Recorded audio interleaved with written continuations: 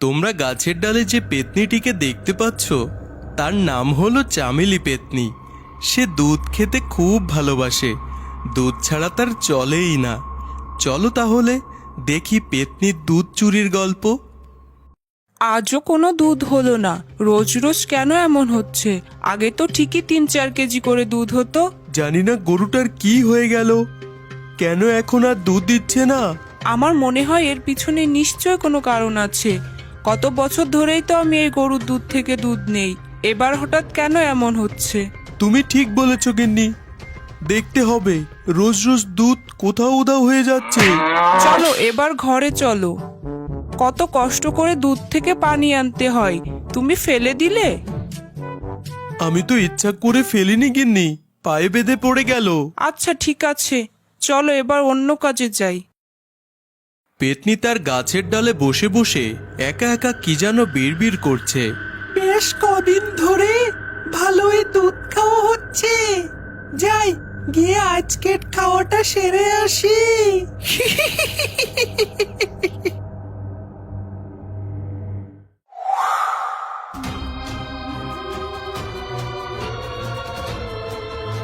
আজ একটু সাবধানে যেতে হবে, মনে হচ্ছে ওরা পাহারা দিচ্ছে। কিছুক্ষণ অপেক্ষা করি। তুমি শুধু শুধু চিন্তা করছো কে চুরি করতে আসবে দুধ। আমাদের গরুরই কোনো সমস্যা হয়েছে। তুমি ঠিকই বলেছ, আর কতক্ষণ বসে থাকবো, চলো গিয়ে শুয়ে পড়ি। তারা অপেক্ষা করার পর যখন কাউকেই দেখতে পেল না, তখন তারা ঘরে চলে গেল। আর তখনই পেতনিটি বলে উঠল, ওরা আমাকে ধরবে, আমাকে ধরতে হলে আরো শতবার জন্ম নিতে হবে। যাই, বেশি কথা না বলে এবার গিয়ে কাজটা সেরে আসি।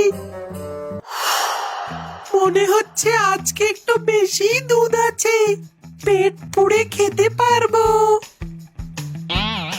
ডাইনিটি কেমন অদ্ভুতভাবে শুয়ে গরুর বাট থেকে দুধ খেতে লাগলো। আহা, পেটটা ভরে গেল। প্রতিদিন এমন পুষ্টিকর দুধ, খাঁটি কাঁচা গরুর দুধ খেলে আমি তো আরো সুন্দর হয়ে যাব। আজকের মতো এখান থেকে বিদায় নি। পেতনি গোয়াল ঘরে যাবার পর সেদিন যখন রতনের কাছ থেকে পানি পড়ে গিয়েছিল, সেখানে কাদা হয়েছে।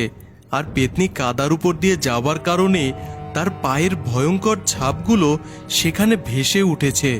পরদিন তারা গায়ে দোয়াতে আসলে আবারও দুধহীন বাট দেখতে পেল। আমার আর ভালো লাগছে না, মেয়েটা 6 দিন হলো দুধ খেতে পায়নি, প্রতিদিন দুধ যাচ্ছে কোথায়?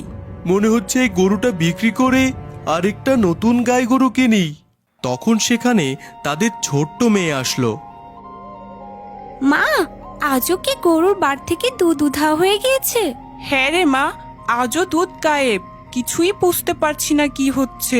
আমার মনে হয় কেউ প্রতিদিন এসে আমাদের গরুর সব দুধ নিয়ে চলে যাচ্ছে। কাল তো প্রায় সারা রাত এখানে ছিলাম, কাউকেই তো দেখতে পেলাম না। পেতনির সেই পায়ের ছাপগুলো দেখিয়ে বলল, ওই দেখো বাবা, পায়ের ছাপ দেখছো? রাতে এখানে কেউ আসে। এটা তো খুব ভয়ঙ্কর ছাপ, মানুষের পা এত ভয়ঙ্কর হয় কি করে? কিন্তু গ্রামে তো সবার বাড়িতে গাভী আছে, আমাদের দুধ কে চুরি করবে? না বাবা, এটা কোনো মানুষের কাজ নয়, এটা কোনো পেতনি বা রাক্ষসীর কাজ। এ কি বলছিস মা? পেতনি এই গ্রামে কোথা থেকে আসবে? আর আসলেও দুধ চুরি করবে কেন? এরপর ছাপগুলো দেখো, কি ভয়ঙ্কর দেখতে, কত বড় বড় নখ, আর পাশে দেখো চুলও পড়ে আছে। হ্যাঁ রে মা, তুই ঠিকই বলেছিস, এটা কোনো পেতনিরই হবে, এমনি কোনো মানুষের পা এমন হয় না। তাহলে এখন কি করতে হবে? পেতনির হাত থেকে আমরা কিভাবে মুক্তি পাবো? আমার মনে হয় কোনো তান্ত্রিককে ডাকলে সে পেতনিটাকে সাহেস্তা করতে পারবে। তার আগে নিজের চোখেই দেখা উচিত এটা সত্যিই পেতনি কিনা। হ্যাঁ মা, তুই ঠিকই বলেছিস। আজ সারা রাত ঘুমাবো না, জেগে পাহারা দিব, দেখি কি হয়। এমন একটা জায়গাতে লুকাতে হবে যেখানে থাকলে পেতনি আমাদেরকে দেখতে পাবে না, কিন্তু আমরা পেতনিটাকে দেখতে পাবো। হ্যাঁ রে মা, তুই ঠিকই বলেছিস, কাল হয়তো এজন্য আমরা যতক্ষণ ছিলাম আমাদের দেখে পেতনিটা ততক্ষণ আসেনি। বাবা রে, মরে মরে যায়। পেটের মধ্যে মনে হচ্ছে একটা হাতি ঢুকে বসে আছে গো। কালকে বেশি দুধ খাওয়া হয়ে গেছে, আমার পেটটা কেমন উঁচু উঁচু লাগছে। ডাইনিদের পেট উঁচু হলে ভালো লাগে নাকি দেখতে? আজ থেকে একটু কম খাবো, কোনো কিছুই অতিরিক্ত ভালো না রে বাবা। কিরে, আজ এত নীরবতা কেন? মনে হচ্ছে তারা দুধের আশা বাদ দিয়ে আগে ভাগেই ঘুমিয়ে পড়েছে। দেখি তো ডেকে, কেউ আছে? কেউ আছে গো?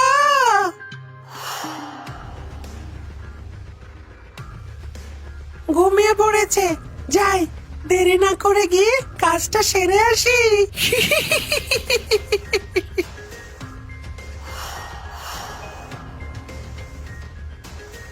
কি ভয়ঙ্কর পেতনি! এর সাথে আমরা কিভাবে পারবো? এ তো আমাদের ঘাড় মোটকে খেয়ে ফেলবে। মা, আমার খুব ভয় করছে। পেতনিটা আবার আমাদের কোনো ক্ষতি করবে না তো? না রে মা, আমি আছি না, কিছুই করতে পারবে না। আমরা মানুষের পেতনির সাথে কিভাবে লাগবো? ও তো আমাদেরই খেয়ে ফেলবে। কালই আমি তান্ত্রিকের কাছে যাব, পেতনিকে কাবু করার জন্য কিছু করে নিয়ে আসবো। হ্যাঁ হ্যাঁ, তাই করো। কাল রাতে আমরা সবাই একসাথে পেতনিটাকে ধরবো।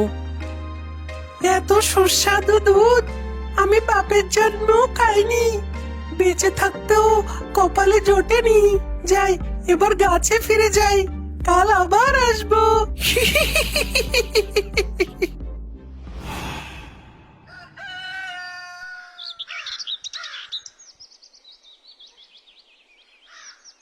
পরদিন সকালে রতন তান্ত্রিকের কাছে যাওয়ার জন্য রওনা হলো।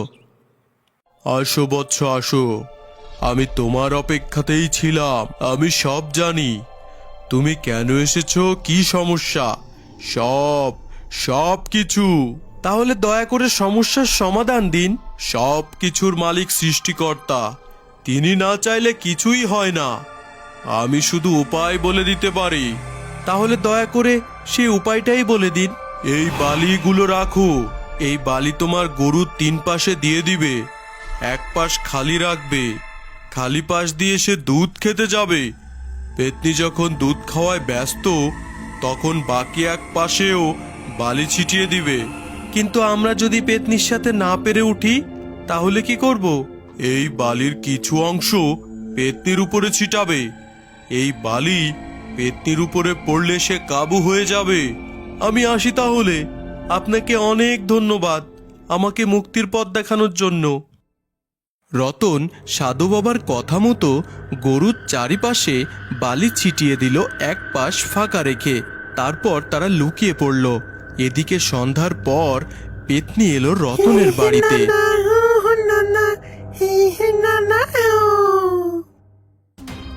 আমার এমন লাগছে কেন? আমার শরীর জ্বলে পড়ে যাচ্ছে কেন? তোরা কি ছিটিয়েছিস? আমার শরীর জ্বলে পড়ে গেল। আমি মনে হয় আর বাঁচবো না রে। তোরা কি করলি? আমাকে কি করলি তোরা? ছেড়ে দে, আমি বের হবো এখান থেকে।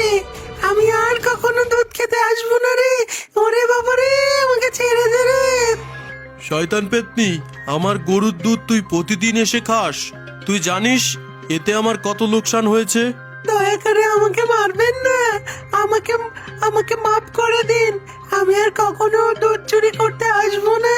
অনেক জ্বালিয়েছিস, তোর কোনো মাপ নেই। বল, কেন প্রতিদিন দুধ চুরি করিস? আমি গর্ভবতী, আমার বাচ্চার ভালোর জন্য প্রতিদিন দুধ খেতে আসি। তাই বলে চুরি করে খাবি? তোর মাপ নেই। আমি তোর গায়ে আবার বালিয়ে ছিটিয়ে দিব। এই নে। না না বাবা, ওকে মেরো না। ও তো চোর, আমাদের দুধ চুরি করে। আর তাছাড়া ও একটা পেতনি। কিন্তু ও তো ওর সন্তানের জন্য করত, ও গর্ভবতী। দয়া করে ওকে মেরো না। কি বলছিস এসব? পেতনির পরে এত মায়া? আমরা ওকে যদি প্রতিদিন একটু করে দুধ দিই, তাহলে আরও চুরি করবে না। তুই ঠিকই বলেছিস মা, ও গর্ভবতী, ওকে মারা উচিত না। যাও, তোমাকে মুক্তি দিলাম। তুমি প্রতিদিন এমনি আমাদের থেকে এসে 1 গ্লাস দুধ খাবে। আপনারা অনেক ভালো, আমি আগে জানলে দুধ চুরি করে খেতাম না, যেই খেতাম। আজ থেকে তোমরা আমার বন্ধু হয়েই থাকবে। তোমাদের সব প্রয়োজনে আমি তোমাদের পাশেই থাকবো। হ্যাঁ, সবই তো হলো, আমাকে কিছু বলতে দাও।